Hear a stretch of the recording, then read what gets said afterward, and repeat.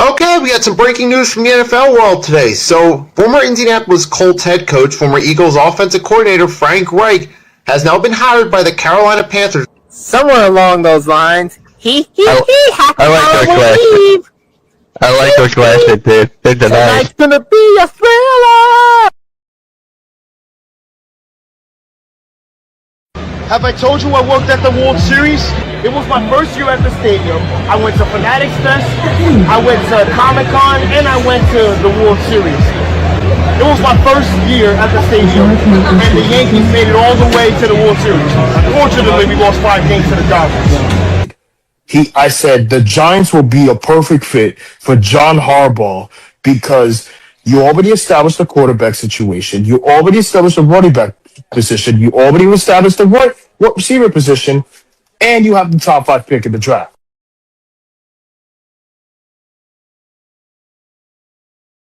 Todd Bowles, at best, is a mediocre coach.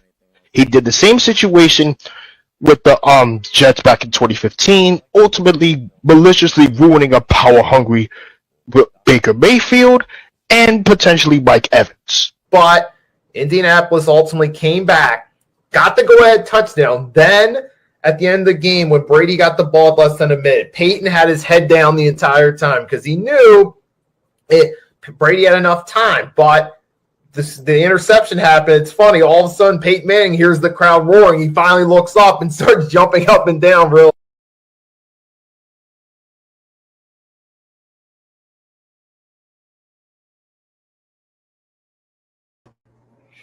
Good evening, folks. It is March 31st, 2026. This will be Agent Warrior's last episode for a few weeks, as after this week, he's got other duties going on. Yep, ladies and gentlemen, there won't be the last episode, but it will be saying bye for now. Ladies and gentlemen, welcome to Everything on the Table, episode 8. I'm your co-host, Agent Warrior X, and today is March 31st, 2026. So, this Friday will be the opening day of the Yankees versus the Miami Marlins, which is why I'm not going to be at work on Tuesday because I got to work on that day. And then the following week, I got to go to work. So I will be on by like between the middle after the middle of January. I mean, April, middle of April. So, ladies and gentlemen, allow me to start the show off that Duke is not an elite team. Let me put it that way. Duke is not an elite team. Yes, you could argue and say some of the players came out of that college, but after this, UConn destroyed them in the Elite Eight. And now UConn is in the Final Four for the first time in 3 years. We have Michigan, Arizona, UConn, and of course, there's another college I think that went to the Final Four. But Illinois. Thank you, Illinois. So you have Illinois, UConn, Michigan, and Arizona. 4 colleges left. Who will come out on top of this year's March Madness? Now, this year, I predicted that Duke would win. A lot of people did. Ultimately, at the last moment, when UConn got that final touch in the butt and the game-winning three-point shot, everything changed. This was the UConn that everyone remembered.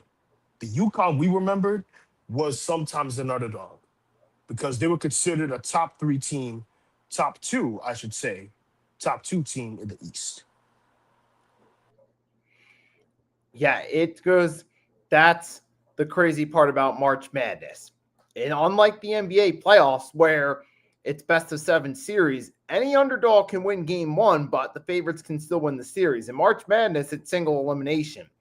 All you need is a team like Iowa winning, Florida losing 1 game, and all of a sudden everything changes. And then UConn and Duke, just when you thought it was going as predicted, the second half, everything did a complete 180. UConn came out an entirely different team in the second half, basically swapped playing abilities from the first half, and they ended up ultimately getting the win, and a great win at that. But now, Cam Boozer, don't get me wrong, Cam Boozer did amazing. Cameron Boozer, Katie Boozer did all right. Isaiah Evans did okay. But to tell you the truth, why do you think Cam Boozer is one of the top 3 prospects of this year's draft class? Behind AJ Dibedza and Derek Peterson. It's because Cameron Boozer is one of the Duke's finest. Because remember, Duke, North Carolina, Florida, UConn, and Kentucky. Those are the 4 colleges I named elite in terms of basketball. Now, for Cameron Boozer, I think the best way to describe Cam Boozer as a really good player. Now, for the best fits, this is according to DraftKings. DraftKings projected that Cameron Boozer would be on the Nets. Would you agree or disagree with that? it ultimately depends on how the draft lottery turns out and who gets what pick. Is it a realistic possibility? It could be, but we still got to wait and see. We'll get a better idea in May once they do the draft lottery. A lot of people say AJ Dibedza is the top prospect because he's compared to Tracy McGrady or T-Mac. Because AJ Dibedza has played his best basketball since VJ Enchkov, Cooper Flagg, and of course, Dylan Harper. We have seen those colleges play, but some of those college players could be bust. Like, we know for some players, like Abin Thompson is a great player, but he's not developing well. We know that VJ Edgecove, Tyrese Maxey, they're both great players, but in my opinion, they get hurt way too much at the worst time possible. And that goes to show sometimes that the player with the higher ceiling on paper may not always pan out to be the best, because so far you had Ace Bailey was the projected favorite to go to the Sixers. But between him and VJ Edgecombe so far is having the better season. Now, this doesn't tell the whole full story for their careers. That will be written as the years go along. But one thing we've seen so far is that having a higher stock doesn't automatically make you the better player. We see the 96 draft class. The best player from that class was the late Kobe Bryant. AI had the most ceiling going into the draft and got the number 1 pick. But ultimately, over time, he was my favorite player when he was on the Sixers. When I was like a little boy, like very young, I grew up watching basketball, basketball, and that's pretty much it. Baseball and basketball were my top 2 favorites because my dad used to take me to Knicks games. He used to take me to Nets games at the Continental Airlines Arena in Jersey. And of course, he used to take me to football games sometimes with the Jets and Giants. But ultimately, I'm going to put it this way and say that Iverson is my number 1 player as a kid, alongside Vince Carter and Jason Kidd as well. So I love the Sixers because of Iverson. Iverson was my favorite player overall. He was one of the best players that come out of Georgetown. Yes, he did. He made it a finals appearance at one point in 2001, and that step off from Ty Lue was crazy. And Allen Iverson certainly earned the reputation as one of the best guards in NBA history. And that draft class, I'll just say, when you look at overall between a combination of former All-Stars, champions, Hall of Famers, or some combination of the 3, you had AI, Ray Allen, Steve Nash, Stephon Marbury, even Shareef Abdul-Rahim, who was a former All-Star. You had Jermaine O'Neal, one of the underrated centers, Kobe Bryant, Ben Wallace, arguably one of the greatest undrafted, if not the best undrafted player of all time. And there's probably 1 or 2 others that don't come to mind right off the top of my head. But the point is, you had a phenomenal draft class loaded with talented players that year. Now, if you want to talk about best talent for draft class wise, 96 was one of them. Kobe, Iverson, Allen, Steve Nash, etc. 2003 was another one too. LeBron, Melo. You had LeBron, you had Carmelo, you had Tracy. Well, did Tracy McGrady was part of that draft class? I don't think so. He was already in the league by that point. You had Oh, D okay, so Wade to the Heat. yeah, Dwayne Wade to the Heat, James Chris to Bosh. Chris Bosh was another one. And that was when the Eastern Conference started to get better because post Jordan till that point, it was a really weak conference outside of a small handful of teams. That draft class helped bring stability to the Eastern Conference and made it a stronger conference. Plus, a few weeks later, the signing of Agent Zero going from the Warriors to the Wizards helped make it stronger conference as the years went along. So that was an important draft class. Even you had other solid players like a Kyle Korver, who was a good role player throughout his career. He even had 1 year with the Hawks where he just really went off and had the year of his career. I think Kyle Korver was actually a really solid player over time when he came to the Cavs, but sadly, he didn't win a ring. He was actually really good, but unfortunately, he didn't win a ring. But yeah, that was another really good draft class. You also had the 08 draft class. You had Derrick Rose. You had Brook Lopez, I believe, was part of that class. Yeah, Brook Lopez was a really good player, but ultimately he won a ring over time with the Bucks. Yep, and then you also had Russell Westbrook was part of that class too. This would be the one-if scenario. If Kevin Durant, Russell Westbrook, and James Harden never left to see the Supersonics or Thunder, they would still contend. They would still contend for the championship. Right, but ultimately Harden wanted the bag, and he knew being the number 3 guy wasn't going to get it. Now, in the long term, it was great for James Harden's pocketbook, but it was his best chance to win a championship that he never capitalized off of, and that's something that still gets brought up to this day. But you've had if you want to talk about the early 2000s, the 2000s NBA, the 2000s NBA was peak timeless. Not because of Iverson was the best player, not because of the Nets back-to-back finals happened. It's because the nostalgia, aura, and peak of the 2000s NBA era was the best. Yes, the Knicks may have been mediocre during the early 2000s with Allen Houston and other players, but ultimately the 2000s belonged to specifically the Western Conference overall. Oh, yeah. Specifically the Lakers, the Spurs, and of course, the Kings were actually a really good team. The Kings were actually a really good team. Who else? Chris Webber, Mike Bibby. You also had Peja Stojakovic, whose son is actually playing in March Madness with Illinois as well. Andrej with a J, Stojakovic. You know, if I'm being honest, the 2000s belong to the Western Conference. Besides the Lakers, Spurs, and the Kings and the Mavericks, etc. But ultimately, the Eastern Conference was stacked. The Eastern Conference was stacked because of this, and ultimately, some teams had some disappointing years. Others had great years, or had big 3 teams. Like the original big 3 class really helped the East out a lot. And it wasn't just that. The Nets were the juggernauts. The Nets were the juggernauts during that time.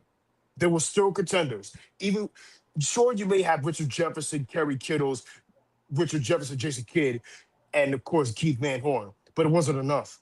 You know what they did? They traded for Vince Carter in 2004. Still contended, but ultimately fell short to the Pistons or other teams. Yep, and then all of a sudden, like those first couple of years in the East, it was mainly the Sixers, Pacers, Knicks show for a handful of years there. And then over time, you saw the Miami Heat became contenders. First, Dwayne Wade had that great rookie year, the Shaq trade. Now they joined the mix of potential teams. You had the Washington Wizards with Gilbert Arenas all of a sudden took off, became a star. They were consistently in the playoff mix. Once the Cavs were able to get over the hump once LeBron got to year 3, they became contenders. And then the Kevin Garnett trade to Boston. Now they were in the mix.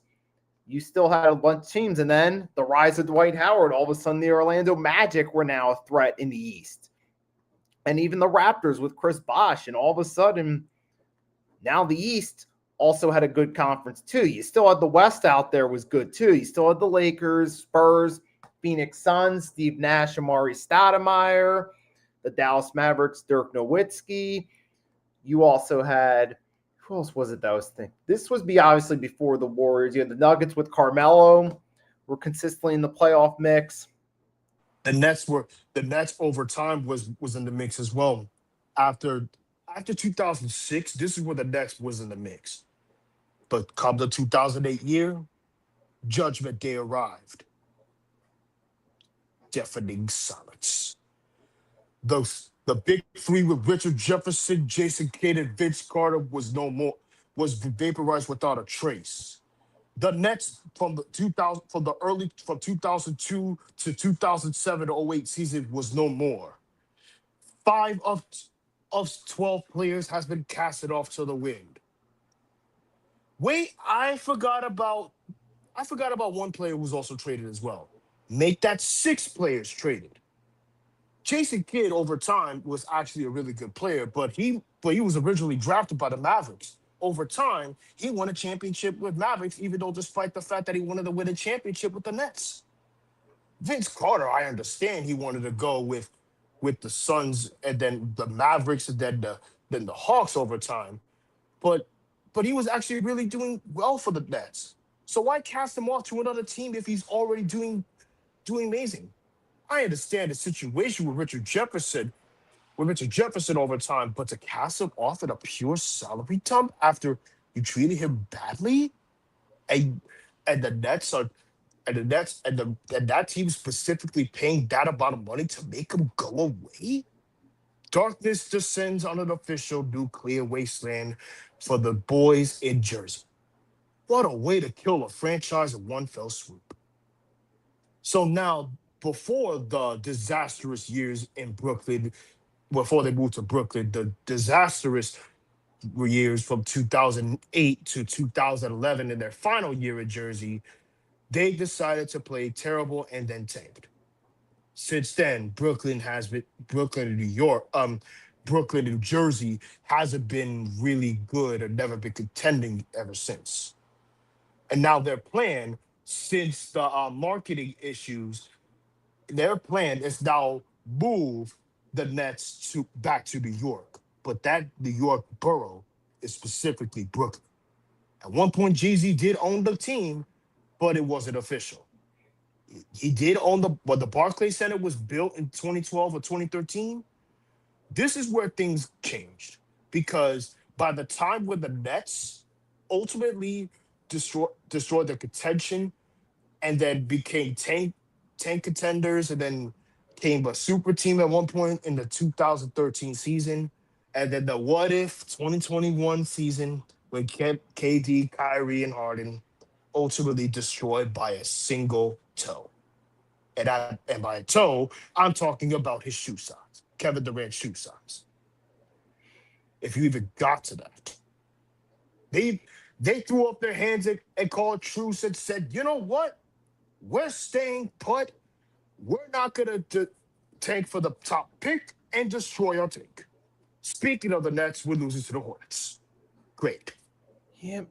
And if you want to talk about failed super teams, there's been something I've been thinking, because here's an when it comes to the failed super teams, the common mentions are the Lakers with Dwight, Kobe, Steve Nash, the Lakers with Russ, AD, LeBron. Other failed super teams that commonly get mentioned include the Nets super team the first time around with KG and Pierce on the wrong stages of their career. But here's one that a lot of people forgot about. Now, on paper, this seemed like a great roster. It's not the Sixers' big three they have currently, or that never was. It's actually the 08-09 Phoenix Suns. Once you hear their roster, you'll realize at first it'll seem like one of the best rosters ever. Amari Stoudemire, Shaq, Steve Nash, Grant Hill, Jared Dudley, Goran Dragic, Matt Barnes. That's really seemed like a great roster on paper, but in reality, guys like Grant Hill, Shaq were on the wrong ends of their career. Oh yeah, you also had a young Robin Lopez too, and also what's his face? Amari was injured too, so that team finished 9th and didn't even make the playoffs. That was an example of having the right roster with most of them in the wrong stages of their career. Because the phrase "right stage but at the wrong career" was either they're past their primes or they're injury prone. Now what does Brooklyn have now, Nikki? A play-in tournament or tanking season? Sure, you may have waved off Cam Thomas over the past month after that disastrous year for Cam Thomas, and then he was injury prone. He was great for last year, and then he got hurt again. He was out for the year, and I said, get Cam Thomas some help. He was in his final year in his contract. What do they do this year? You guessed it. They waved them off. There are only 3 players left on that roster. There are only 3 players left on that roster, on that 2021, 22, 23 playoff team. It's been less than 2 years. Noah Clowney might be sent back to the G League due to non-player development. Noah Clowney might be sent down to the G League due to player developmental purposes. Daymond Sharp could potentially be injury prone. What about Nick Claxton? He wants to stay here. We know for a fact that he's a homegrown player, but ultimately for the Nets, they have officially now went from a super team to a mediocre team to a tanking team. Last year we tanked, but ultimately destroyed it at the worst time. And we should have never won that game against the Kings, nor you guys last year. But speaking of the Kings, I've been thinking about something. The collapse of the Orlando Magic. What this reminds me of where the Sacramento Kings were just a few short years ago. They made the playoffs in 2023, their first time in nearly 2 decades. They lost the Warriors in the open round, but making the playoffs, the future looked bright. You thought they had a core that could at least contend. And now they're at the bottom of their conference. The Orlando Magic have had a couple decent years making the playoffs. They seem to have a solid team on paper. Guys like Paolo Banchero, Franz Wagner seem like a team that could at least contend to get into the playoffs. But with all the injuries and just chemistry woes, this team's fallen back, and it's actually moved the Sixers up. Not necessarily because the Sixers are great, but just because the Magic have been so terrible recent weeks. I'm starting to see those trends, that pattern similar to what the Kings were just a few years ago, where they made the playoffs and then did a free fall. And it looks like the Orlando Magic are in that early stage of becoming the Eastern Conference Sacramento Kings. This is where I agree to disagree. I agree with the Kings becoming a contender, but ultimately it was short term. The disagree part is that the Sixers could jump up over time. Because yes, you could say the team is still hurt with Embiid and Maxey potentially still out, or anything, or Paul George still out. They should have never gave that contract, to be honest with you. And the disagree part with is Paulo Banchero is on his final year of his contract, potentially. But what a disastrous and embarrassing fall off, because I was on 3-point blitz just a few weeks ago. As of March, around like early mid-March, the Sacramento Kings were in like the middle pack of the Eastern Conference playoff mix. As of today, they're the 8th seed, having lost 7 of their last 10. That's an embarrassing fall off. What's also a crazy fall off is that Brooklyn, at one point, when Kevin Durant, Kyrie Irving was both traded, they were still in playoff contention as a 6th seed. But then the very next year, and yes, we got swept by you guys, so don't ask why. Then the very next year, we just tanked. We just tanked the very next year. And then ultimately, the very next year, we blew up our tank. And that this year we're on the top worst teams of the East. The top three worst teams of the East. Oh, sorry, or should I say bottom three worst teams. But where did the front office, such as Sean Markson and Joe Tsai, gave you after all that radiation sickness? A bucket of basketballs. This year was different, all right. It started with promise. It ends with death. The Knicks will piss on their graves like they always do. And real quick, I'm gonna look at some of the live up score, give a quick live score update. So right now we got Magic are We got the actually up Knicks 70-56 over the Suns, which halftime. is a surprise. and we got the Knicks and the Rockets. Houston Rockets versus New York Knicks, which I'm gonna try to tune into that game before the Yankees play against the Mariners. I'm gonna try to tune into that game. And so far, they're leading by up 10 plus. When I heard Kevin Durant was traded, this happened at Fanatics Fest. It blew up the sports world saying that Kevin Durant was traded to the Rockets. And it happened at Fanatics Fest. Literally, it did.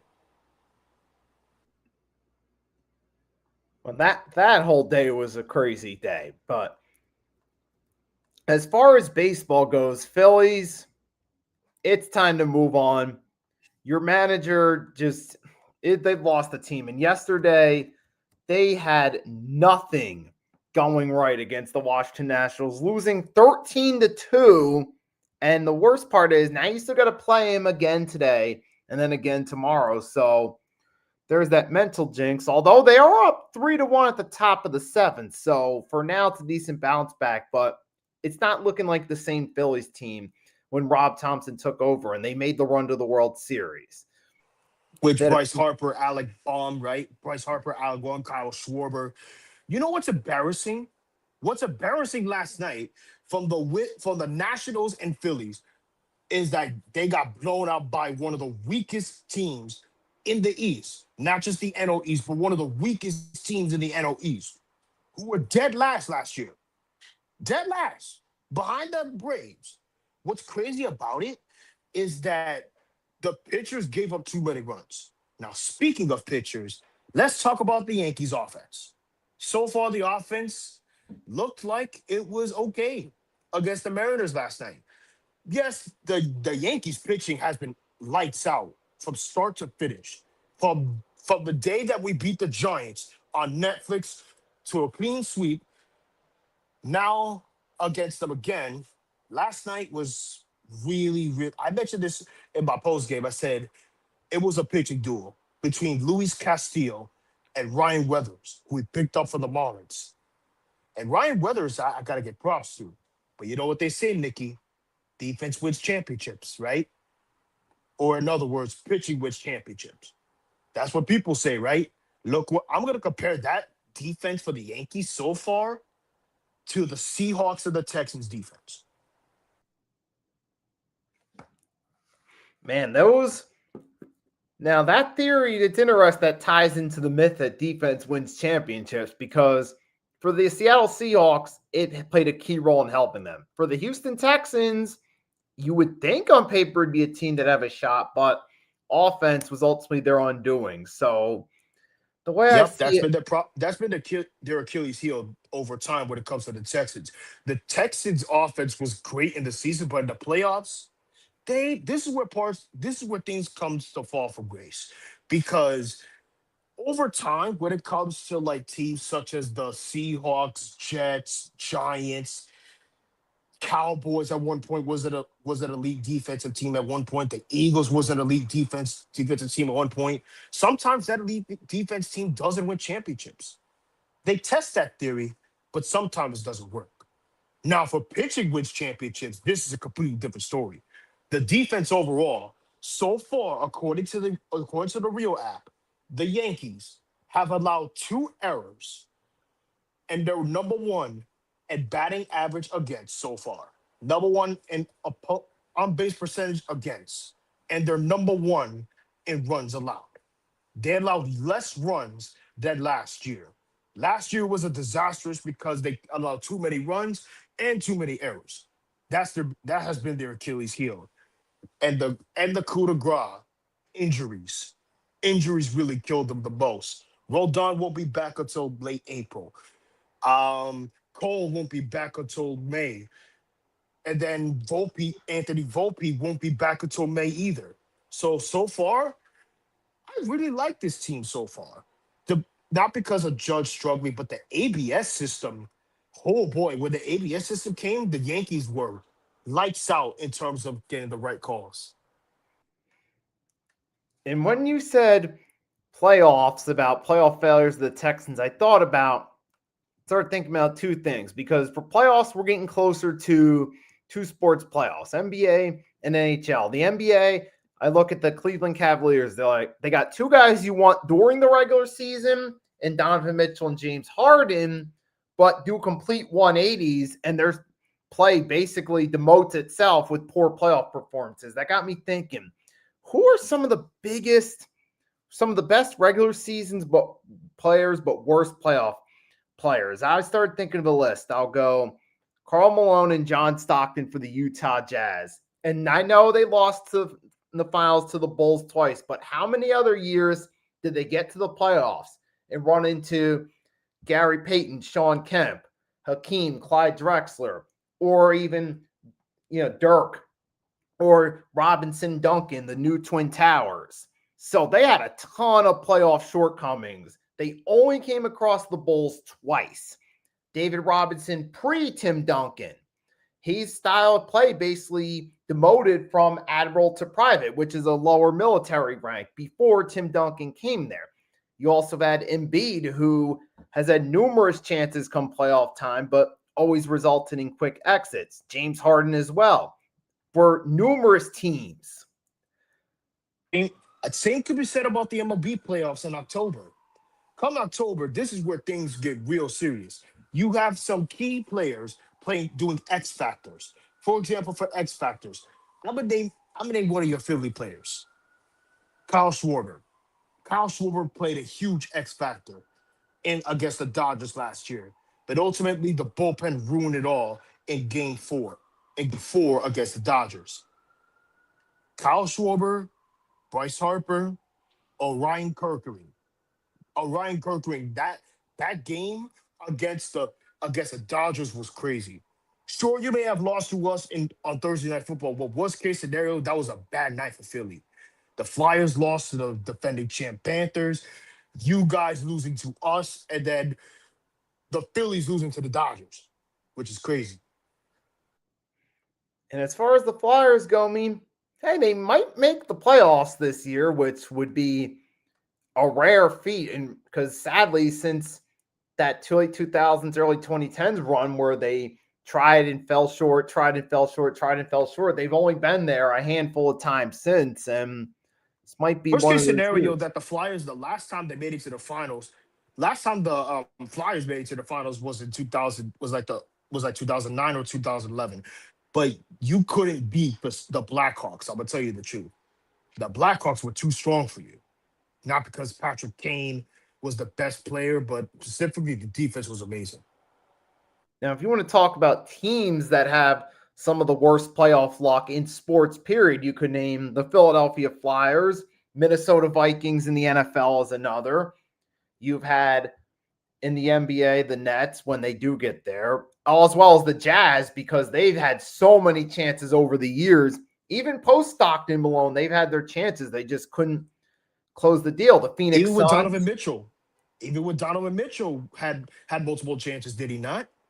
He had multiple chances with the Jazz before he was traded to the Cavaliers. Before he was traded to the Cavaliers, the Jazz had multiple chances. Now for the Nets, you are right about one thing about Brooklyn. It wasn't good enough against the Bulls in the early 90s. That I will say. It was like, yeah, we're here, but we're not supposed to be here. That's one of those situations say we're not supposed to be here, but we are here, right? I'm gonna give you examples that teams that should have been in the playoffs that shouldn't even be in the playoffs. Carolina Panthers. Carolina Panthers is a prime example. And I'll tell you why the Carolina Panthers. Bryce Young and the entire defense grinded out. They grinded out this year, and we mentioned this on NFL Pick'ems. I said the division winner should be the Panthers after that massive comeback they did.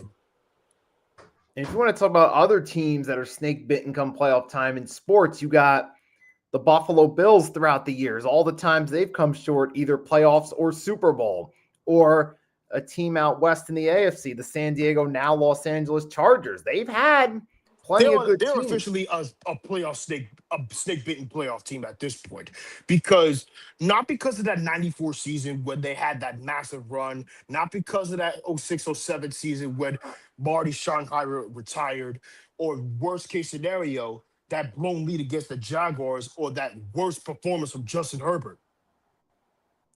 And this even goes back to the Dan Fouts era too, with Dan Fouts, Kellen Winslow Sr. and company had their chances and they just fell short. But there's always those teams in all sports that just, no matter who their coach is, no matter who their new star players are, no matter how much turnover they have at a certain position, it always seems like they're snake bitten come playoff time. Oh yeah, did I also mention another snake bitten team is the Lakers? The Lakers are also another snake bitten team too sometimes, because sometimes when they have a super team, like, for example, last year, when they had Luka Doncic and LeBron James, right? When they had Luka and LeBron, guess how that turned out? They were first-round exits against the Minnesota Timberwolves, ultimately coming short against the eventual champion Thunder. Now, most people don't consider them, although, to be fair, recent years, yes. Historically, no. They're one of the most decorated teams in North American sports, along with the New York Yankees, Montreal Canadiens, New England Patriots, San Francisco 49ers. Dallas Cowboys, you could say that.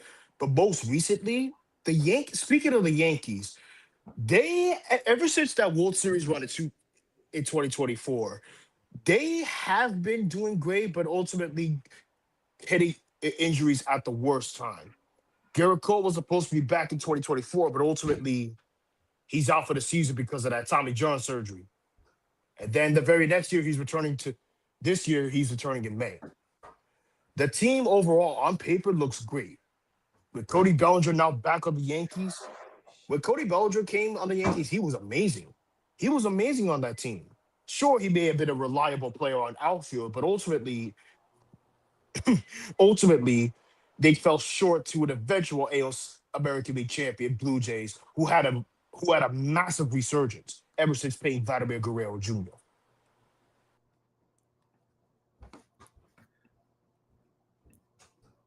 But, yeah, that's just the way it goes now. With March, we'll see. We still got March Madness, though, too. I'll say this, for predictions at this point, I'm going to have to go with UConn because Coach Hurley's been in this situation before, and now he's gotten to the Final Four. The experience factor from a coaching standpoint comes in, and that can be UConn's greatest addition. First, you got Illinois, which are the favorites, and then you either got Arizona or Michigan, which is actually the most exciting of the Final Four games and the most intriguing in terms of how the two teams match up. I'm going to say for the Final Four prediction, for the national championship this year, a new champion will be crowned. It's going to be between UConn and Arizona. Get that?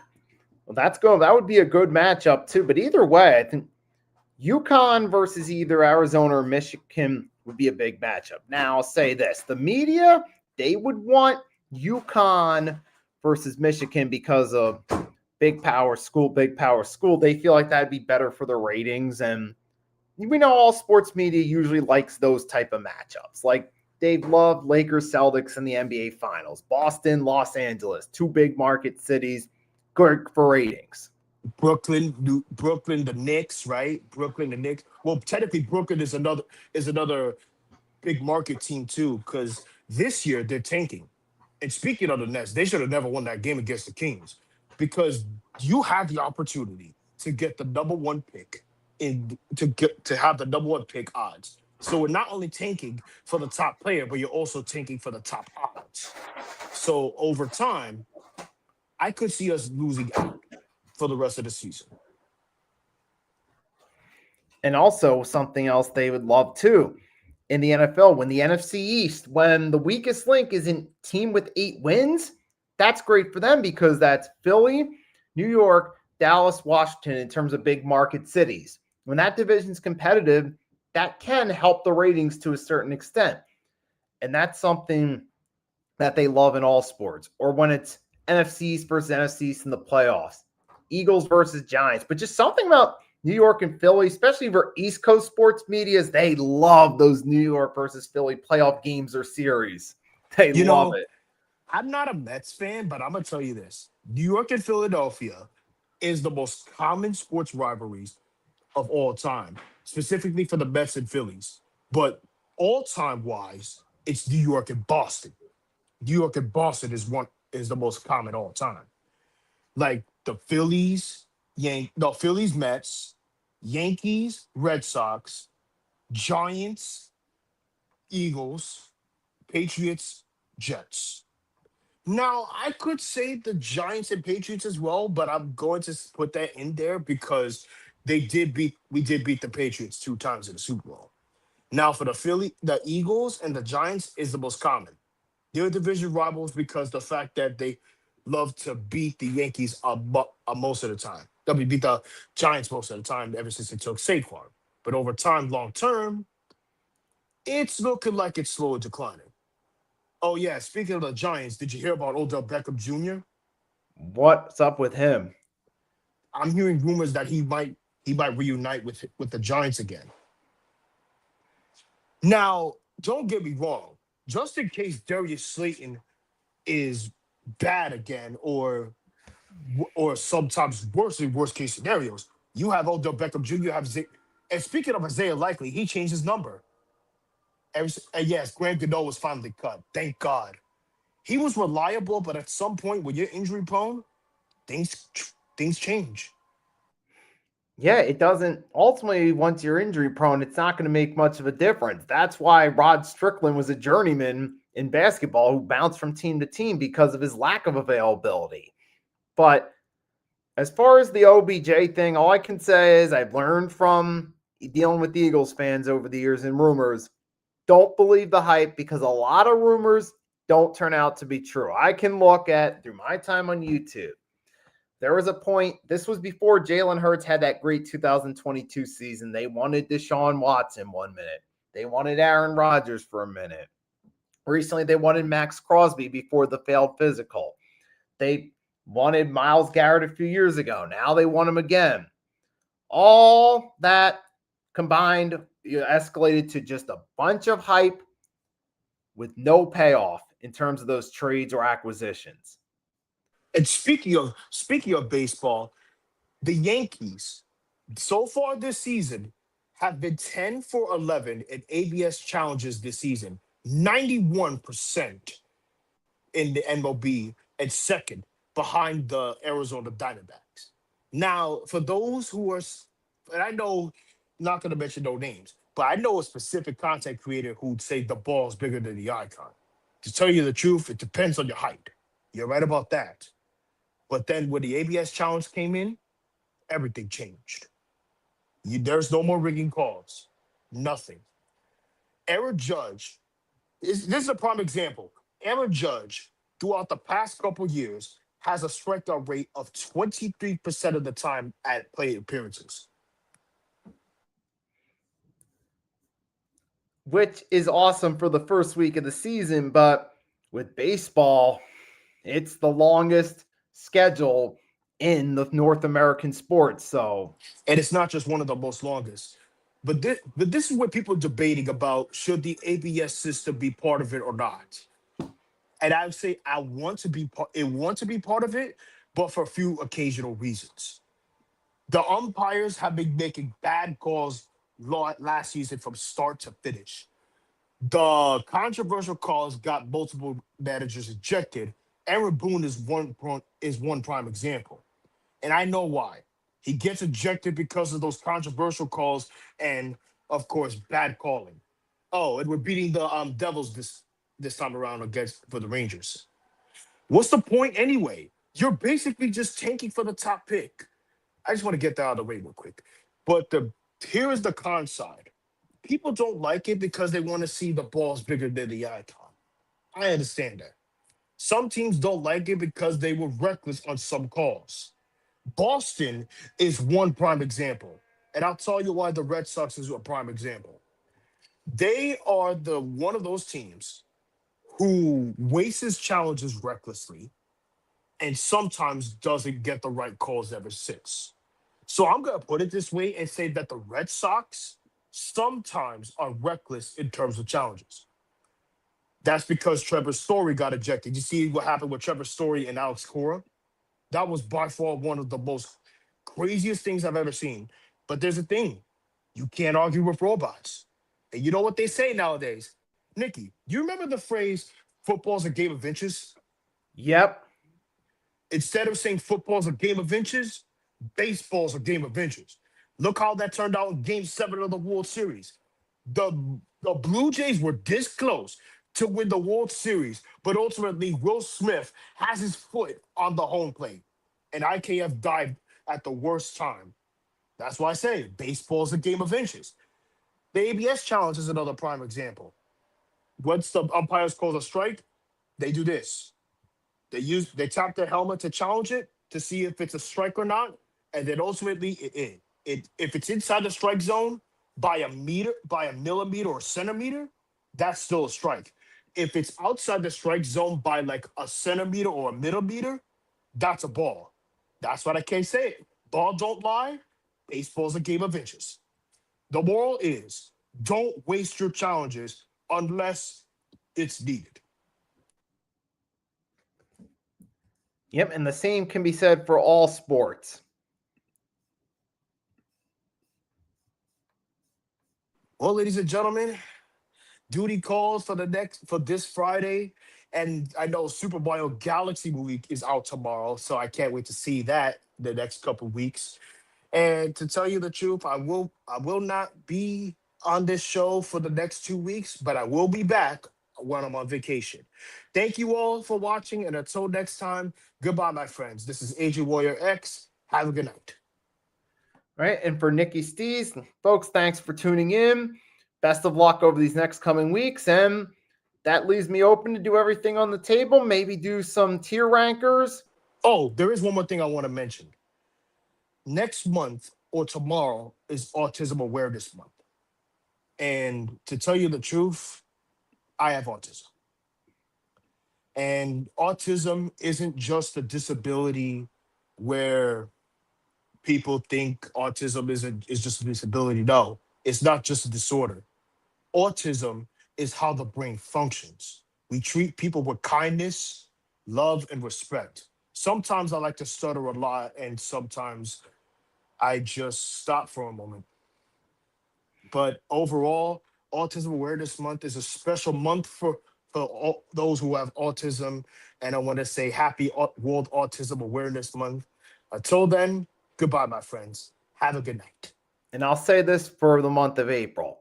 It's the most misunderstood thing out there.